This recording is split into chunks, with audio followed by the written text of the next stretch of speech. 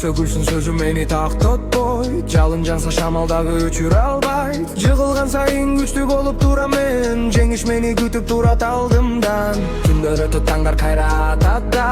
Чоң кыялдар жүрөктөрдө жанат да. Бүгүндөрдө баскан изим эртең кары. Эч ким жаза албайт менин тагдырымды.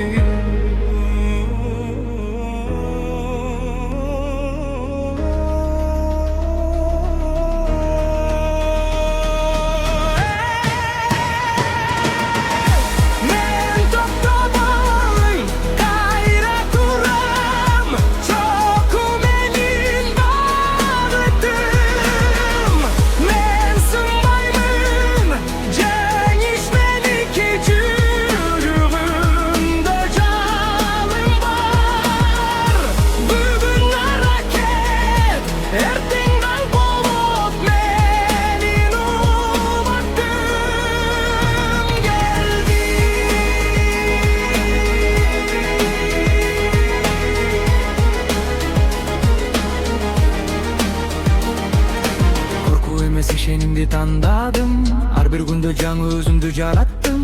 Кулаганым жеңилиме сабак болду. Ошол сабак мени бүгүн бийик кылды. Жолум узун бирок кайрылбай барам. Кыялым үчүн акырына чейин жанам. Чокуу күтөт мен сүрсүз жетем маган. Кенимен багынганды билбейм эч качан.